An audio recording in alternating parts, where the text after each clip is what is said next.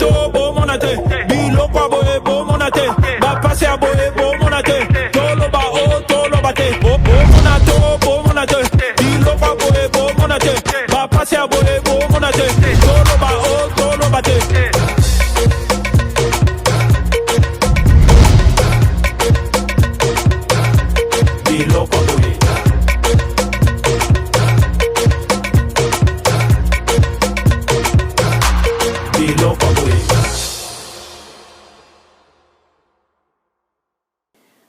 Bonjour peuple congolais, mbote peuple congolais, c'est Kanyo Sobuza. Naye kosa la vidéo Oyo pour na répondre mouke na une femme au nom de Marceline Mado. Je vais préciser parce qu'il y a plusieurs Marceline, elle habite à Londres. Elle fait une émission sur YouTube, soi-disant qui s'appelle Congo Bololo. Cette femme habite à Londres depuis des années. Lelo à Keïna, Congo, elle est allée faire une interview avec un journaliste à Internet et à Lelo, et elle a tenu certains propos que je vais juste corriger un petit peu. Elle prétend dire qu'elle est combattante résistante. Marceline, laisse-moi te dire, ma chère, tu es vraiment à côté de la plaque. Quand on est résistante, dans un moment où on ne peut pas se trouver au Congo en ce moment. Est-ce que le Congo est libéré? Le Congo est occupé, ma chère. Ok? Une résistante ou un résistant, c'est quelqu'un qui s'oppose contre une puissance étrangère dans un pays occupé comme la nôtre, le Congo, tout ça occupé. Ok, comme ça qui collabore na yokuna, ma chère, et tout ce que tu as trouvé à dire, comme Honoré Ngwanda, comme fonds de commerce, il y a des Congolais. Hein? Les losoko lingi ba occupant, ba collabo, oyo baza na Congo kuna batia yoka, beta kaka kombo Honoré Ngwanda. Oko mona ba otia yoka, yoka sa la collabo, okende ko collaborer na ba oyo bazo boma biso. Et tu te prétends être résistante, tu es combattante. Parce qu'aux autres, si vraiment on a un souci à Congo, tu ne serais pas là-bas. Ozo Lobake, Honoré Ngwanda, dit à travers qui n'a Mobutu, Honoré Ngwanda ceci, Honoré Ngwanda cela. Et puis on s'est accusé même concernant la famille Tshisekedi, qu'Honoré Ngwanda après la famille Tshisekedi. Ma chère, je te répète encore, tu es à côté de la plaque. Tshisekedi Ouamouloumba de son vivant, Honoré Ngwanda disait ce qu'il dit aujourd'hui. Et moi, Nanaï a fait le pire encore, de vendre le pays aux occupants. IDPS a toujours été là pour favoriser les occupants dans notre pays. Et tu oses venir dire, bah propos oyotena kiwana. Yebaka lelo, ceux qui ba congolais ba réveillé.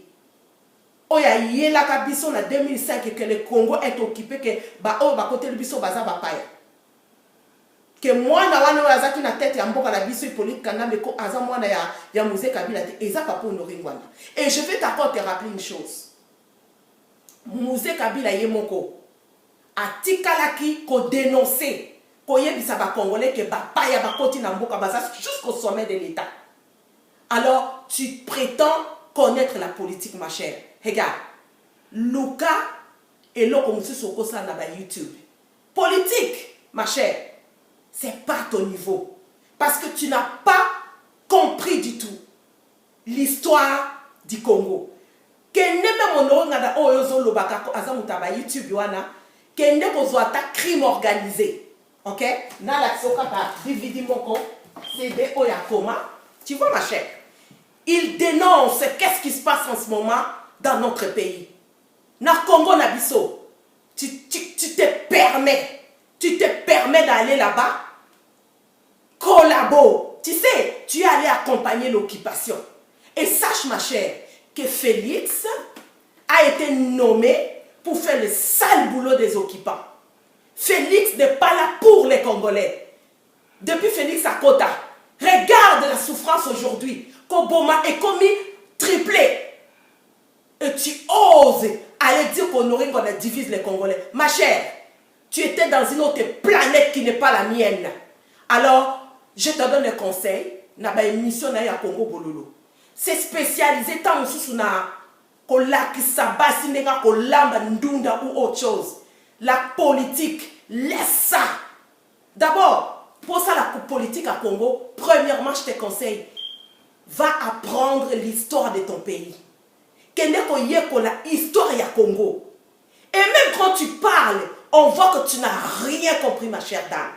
Tu vois, bisonde tozawa, ba oyo, tozolanda idéologie, il y a résistance et puis il y a honoré Ngwanda. On a compris. C'est quoi les complots qui se passent dans notre pays dans le moment oyo. Mboka wana ezo senga. Biso ba Congolais to miche sika moko, tu oses là-bas pour aller dire des propos que tu ne maîtrises même pas. Regarde, changer de domaine, ma chère, c'est pas fait pour toi. Bah journaliste, il y a l'élo, il y a internet. Toi, tu fais partie de ces gens-là.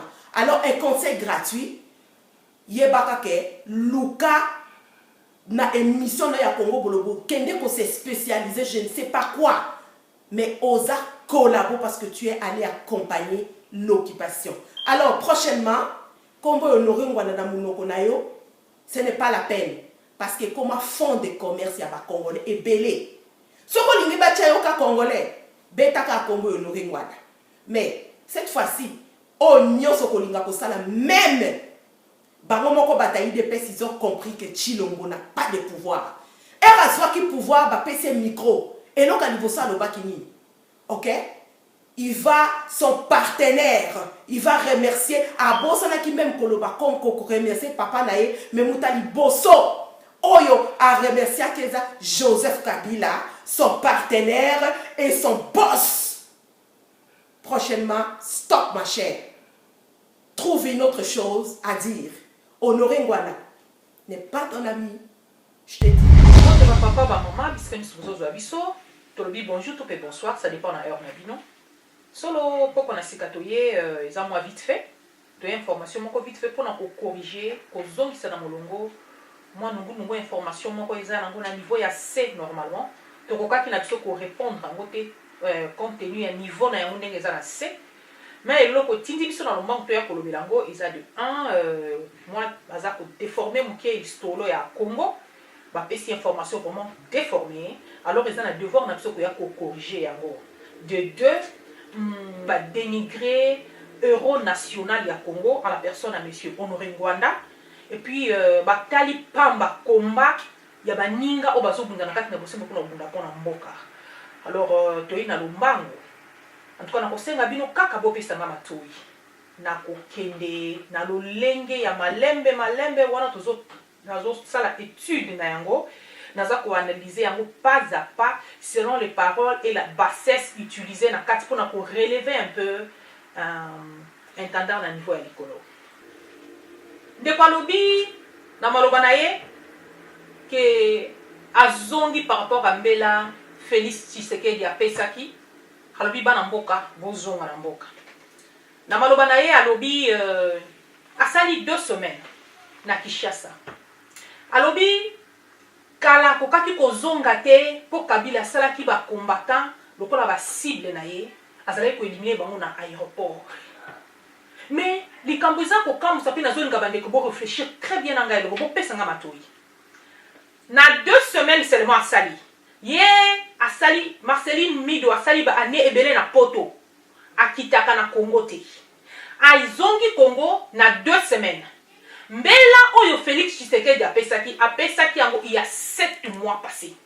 7 mois passés. Otomona ki ba misusu bazonga ki basi ba kimi ba kei koloba na libanda bokeba. Lokola ndeko ya Afrique du Sud. Yesiko ya lobi azongi na 2 semaines. 2 semaines seulement ki cherche à kokaki koni atate kala pona Kabila na 2 semaines kaka leki na TV. Yé journaliste, combattante, résistance ndenga lobby.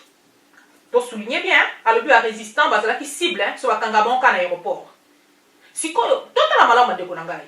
Kabila na Tshisekedi, bazana coalition. To ba sali mariage. Badeko, mariage est la qui signe. Mariage est la qui si plus 1 égale 1. C'est-à-dire, Kabila plus Tshisekedi égale 1. Basali Kabichiki. Bangomi Bele. Bangomi Bele Basanga. Basali Kabichiki. Donc, c'est-à-dire, ouais, le Kabila, il y a le Tshisekedi. Et ça, mariage. C'est quoi, Yebi Sangai.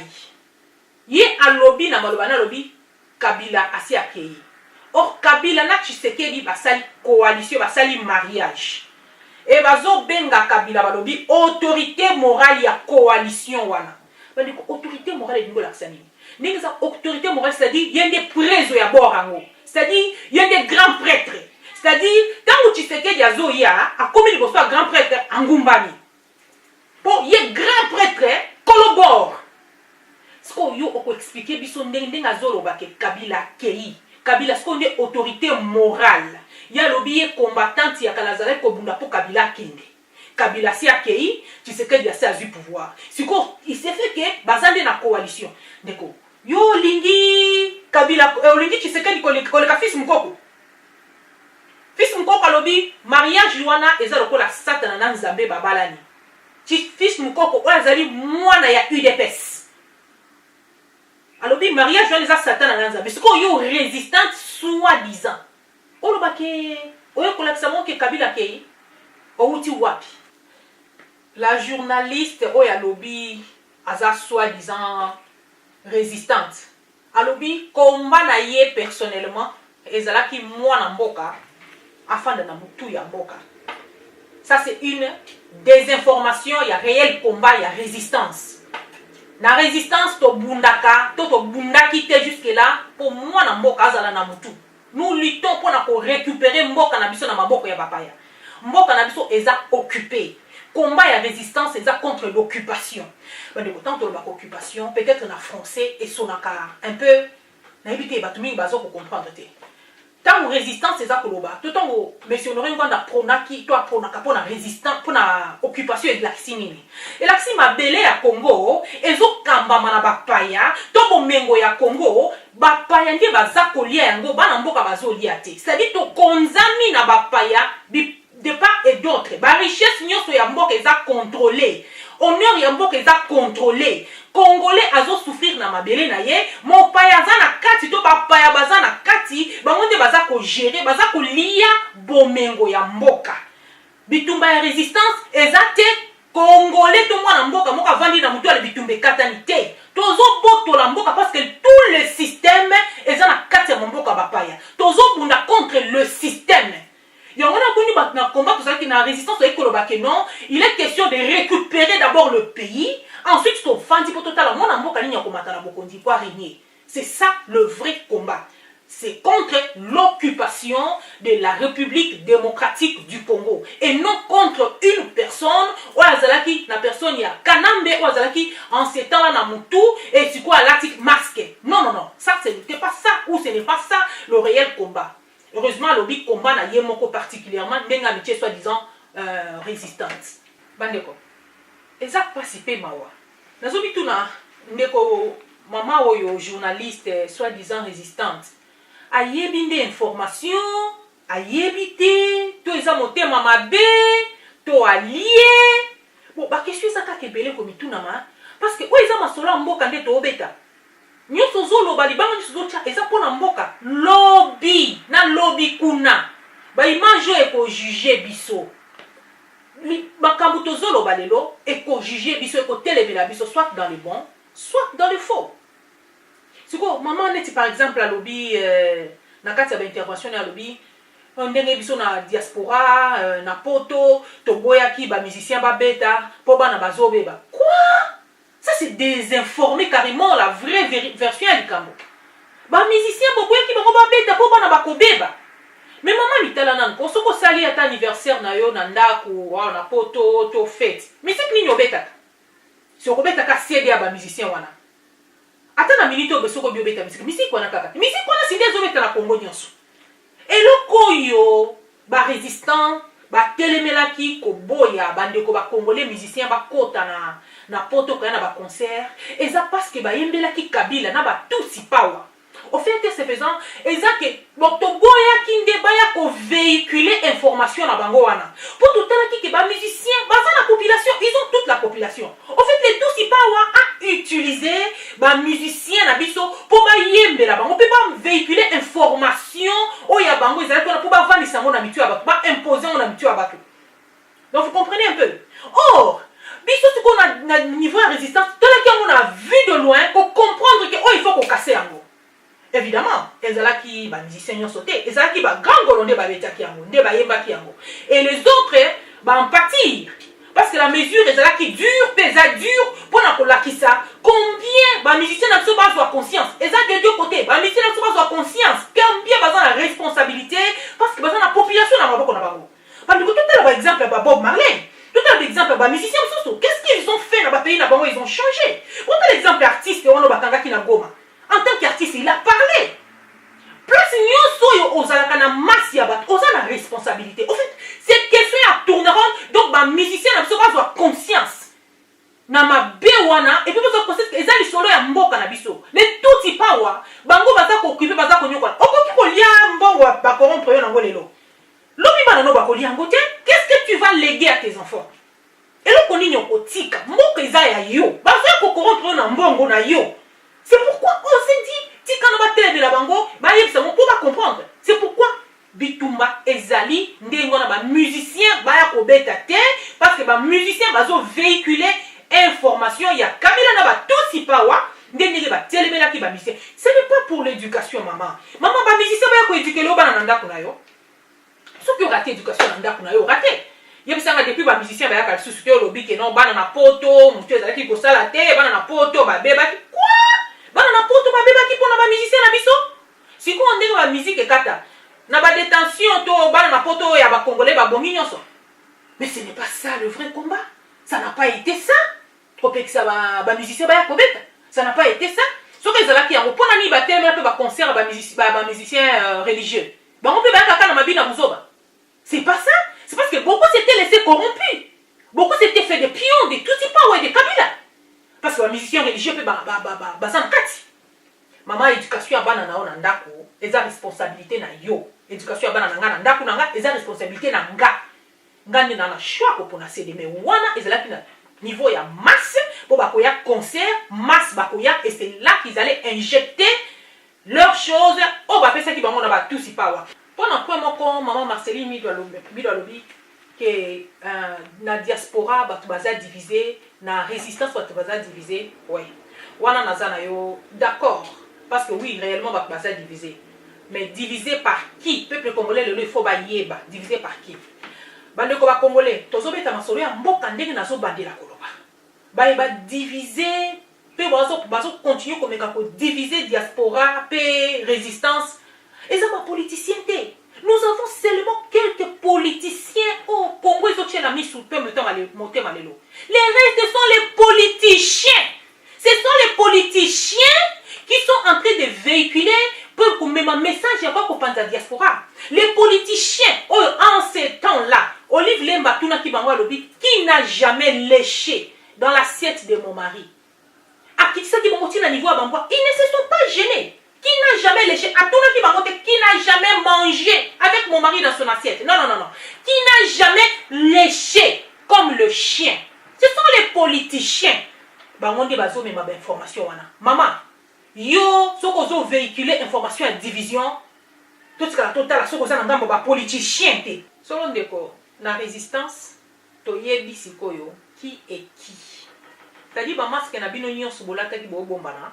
Et quoi ya moko toye babino qui est qui on les a dossiers classés maman ndeko moi si maman esengeli to telema na ngambo ya vérité maman zo telemela ndeko Fayulu po zo dénoncer tricherie na corruption na tête ya l'état outi na mboka esika droit de l'homme ezalaka esika obato tozo mona na misu polele ndenge bato bazo telema po vérité salema Ozongi yo lobi ezalaki résistante, ozo bunda po mboke bonga. Et tu rentres là-bas, bonnement na micro, olobi que non, quel que soit moyen, oyo fati avait le pouvoir, donc il y a des présidents, donc tous les coups sont permis.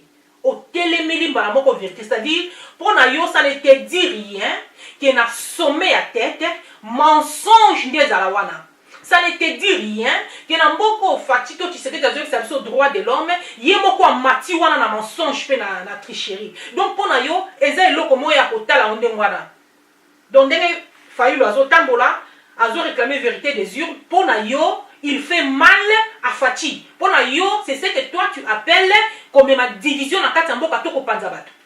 Mais c'est déplorable. C'est déplorable. Ce qui n'a pas commis à niveau, il y a un courage, il y a la vérité. C'est déplorable.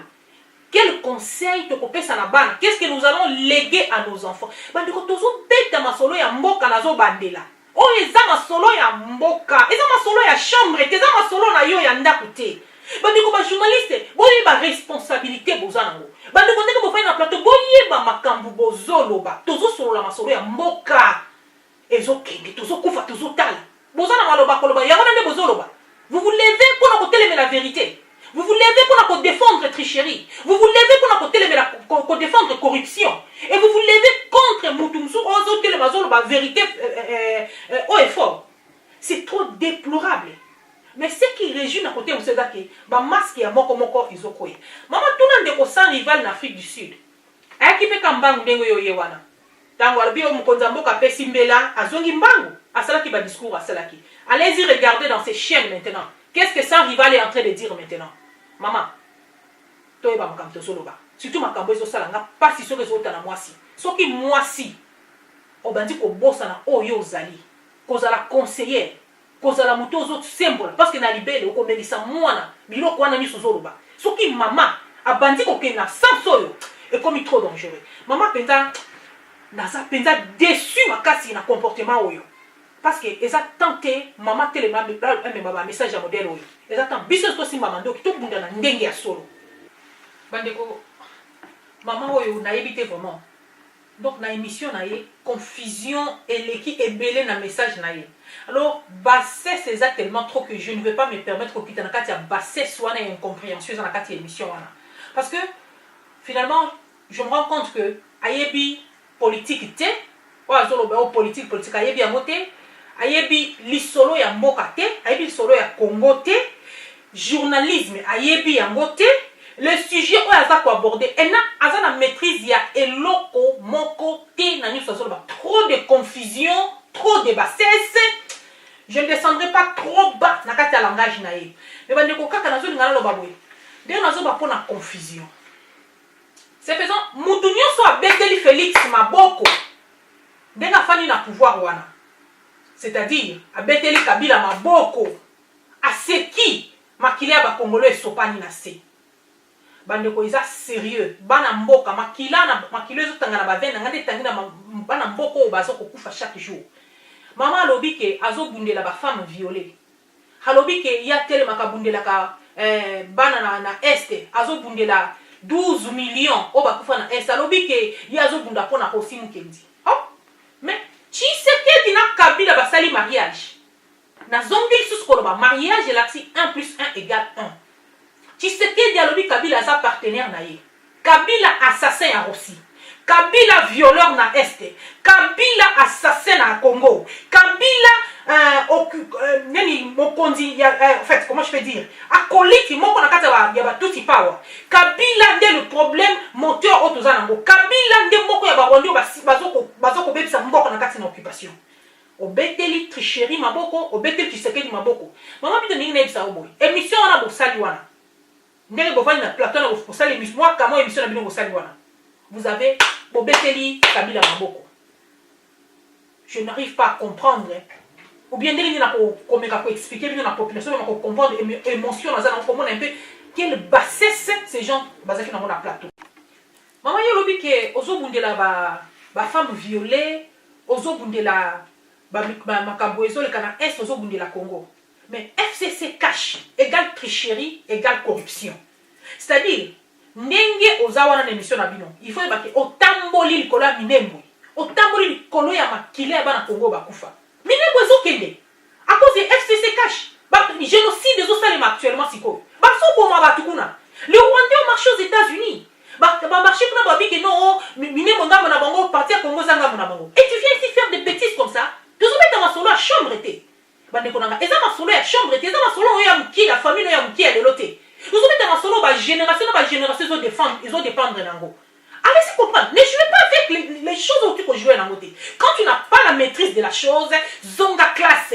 Quand tu n'as pas la maîtrise de l'histoire, va lire. Quelle est la librairie? N'importe quoi la librairie salaka. Vas-y, prends les livres. Tanga aux amaïli.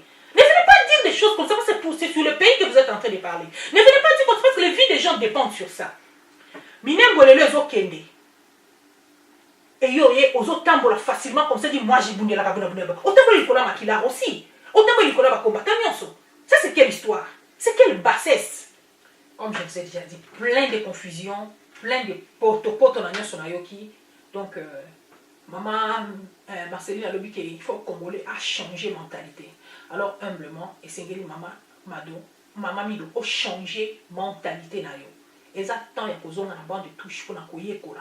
Si j'étais ton professeur, j'allais te coller un petit zéro. D'ailleurs, il se murmure que outi nanga moya Angola. Maman, olobi ba prisonnier politique ba si babini. L'accès ka siba na mboka edi kapen. Ka moko na sengo ka moko edi kapen. L'accès fait edi kapen libanda. Pour ba miso so ba bima ki ko pang sambebo. Ko la da wana te to senga ba l'accès pour l'accès so edi kapen. Azawapi. À part wana, olobi Kabila sa ki yo pona yo Kabila si aki. Donc le problème est fini, tu sais que les gens na tout le monde na mboka za Kabila sa ki. Le Sénat contrôlé par Kabila. L'Assemblée nationale, contrôlée par Kabila. L'Assemblée provinciale, contrôlée par Kabila. Je ne vais pas descendre dans le gouvernorat pour ne pas parler du Premier ministre. Tout contrôlé par Kabila. Maman, vous n'avez même pas honte. Votre fandi na plateau, bozolo babino balobi, mon amboka Félix Tshisekedi a bundani et penzana nana kamere ba bundani. Boba zo 23 ministères sur 65. Mais vous devez avoir honte. Tout ça met dans ma solo amboka. Vous sortez d'où? Pourquoi les fils du pays, les fils de Congo sont comme ça? Pour Nani Bozo Kitabo. Donc, c'est-à-dire, sur 65 ministères, tu sais qu'il y a Bundi à 23. Ce que total, tout ça calcul mental, donc, c'est-à-dire, le 42 ministères restants, Kabila Azu. Olobi Kabila Kei. Mais vous n'avez pas honte de dire que 42 ministères, Kabila Azu. Mais maintenant, il est parti comment? Parce qu'il y a dans la part de Lyon. Accueilli, Mazo régné sur 42 ministères. Vous expliquez ça comment? Et puis il règne dans ces 42 ministères, wana, à la justice, à la défense, à la mine, à la finance. Mais vous sortez d'où? Maman, pour ça l'effort, vous avez une bande de touche. Pour comprendre ce que vous êtes en train de dire. Et ça, les solo ya Congo, na bande de l'objet qu'on rattrape bino. L'objet qu'on rattrape biso. Tous les bêtes à ma solo ya chambre té. Tous les bêtes à ma solo ya mboka. Batuni yo, maman Marceline, maman Tosola, non makambo ya papa Honoré Ngwanda. Olobi na journaliste olobi alembisi yo nzoto. Ah, ça ne va pas là. Maman, ma solo ya papa Honoré Ngwanda, ozo beta ngo lokola mutu ozo beta ma solo ya nzango. Lokola mutu aye na mwa masapo moko boye ya comédie à sangisi moi commérage moko tie na kati ndozo beta ma solo, quelqu'un qui a donné sa vie. Muto butu lokola moya zola la te a osenzela pour y avoir information pour payer sa population. Et puis au fandi lokola olobi nengo za intellectuel yo ozondima bato bazo dénoncer te. Olingi dénonciation te. Olobi ba dénoncer te. Donc pour na yo ce qui muta dénoncer likambo eza signe ya faiblesse. Olobi otikali komona ta mutu moko ayota na munduki ya mukete. Mama zela na sunga yo. Munduki ya solo pe libérer mboka et la population. Et population, il faut qu'on éveille, il faut qu'on mène les informations. Information, bah même en gros pour tant ça pour dénoncer bah makambo. Oui, puis pour nani yo dénoncer ka makambo te. Pour nani yo ça makambo ko dénoncer te parce que ozana ngote, ozana information opiate. Ozana ngote, ozolo votre information en là. Tu n'as rien à donner. Et la population là que tu vois, l'arme là que tu vois, et c'est ce travail là que ces messieurs s'est donné pour la cause d'information le plus caché. Qui peut nier l'information Papa Ngwanda Pesaka. Nous lui devons beaucoup au peuple congolais. Nous devons beaucoup à ses papas. C'est un héros. S'il vous plaît, Bande Konanga Congolais. S'il vous plaît, Bana Mboka, rendons hommage à ces messieurs quand il est encore vivant. Rendons-lui hommage. C'est un héros. Ayons le courage de reconnaître son travail. Ayons ce courage. Les lots que vous vendez dans le Congo et Kabouani nanoté. C'est à cause de Papa Honoré Ngwanda. Je vous prie de respecter Papa. Dès que nous avons balkanisation à RDC, ce qui est quoi salinité.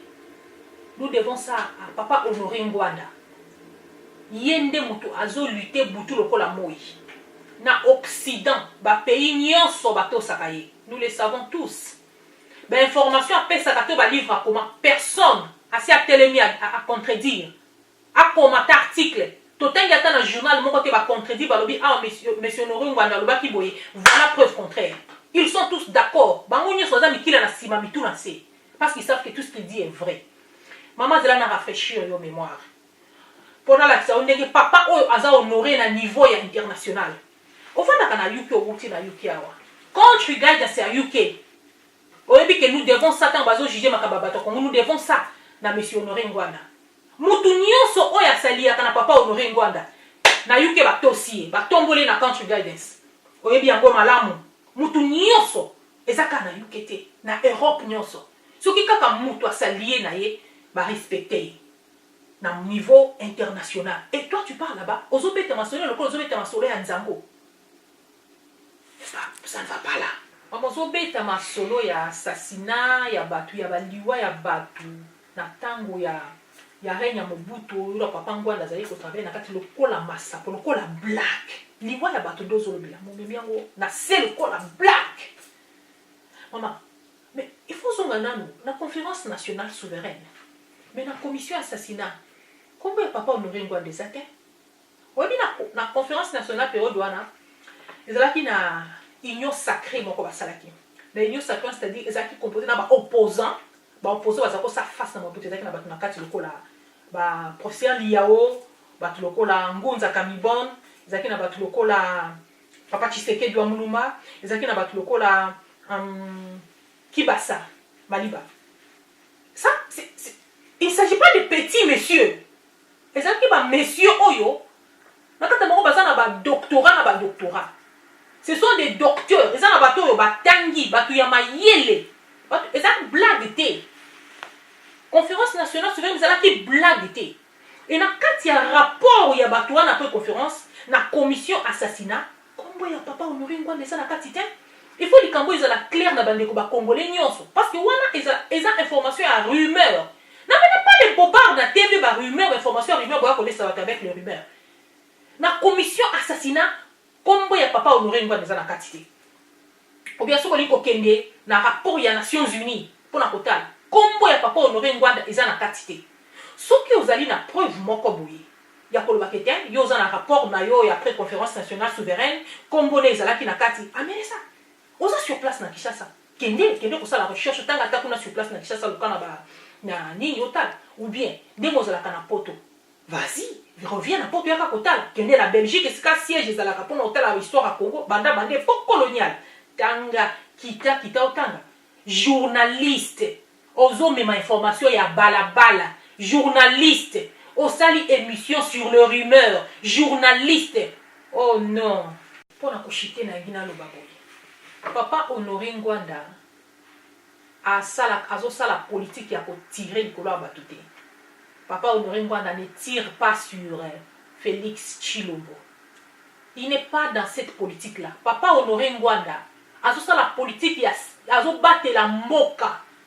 Papa a battre la moka linginde attaque parti à moka moke et kendete. Papa a battre la moka na biso. De Konangai. Les lotés ata lobité mais tant mboko e kofanda na kimia ndeko congolais to kovanda na ban to kotanga lisolo ya papa Honoré Ngwanda kombo na ye tikali gravé na histoire ya Congo to kovanda kana ban bana ba kovanda na ban na classe bazo tanga balobi monsieur Honoré Ngwanda azalaki boye ça c'est un fils d'une ya pays na biso nous lui devons soutien na biso na amour nandimeli ndeko nanga polemu kendi nenga lobaka aimons-nous vivants. Maman, balasima ko beta lisusu masolo ya papa Honoré Ngwanda modèle obétité. Soko zo lingo djembe la po sala ba vie po monana. O djembe li mabe po sopani. Bala sima kosala lisusu boete. Ça c'est un héros national. Papa oyo tokotanga ekaka na mboka na biso te. Ye ndimelanga même na mindele mususu bazotala bakotanga e bakopesa ba exemple. Les monuments seraient érigés. Bako ériger ba monument oya kombo na ye.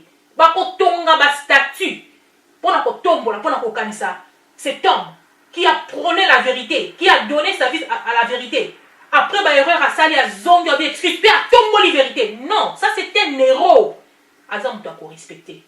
Conseil gratuit. Mbala sima. Loba bien pour na papa ou peuple congolais. Aimons nous vivons. Totombo la papa ou aza lokumu na biso. Aza wana pour na biso. Je ne fais pas culte nae. Mais nazo ebisa bino vérité. Batu nyonso bazola nanga na mayele. Ba yebe loko na zoko loba. Bande konangai.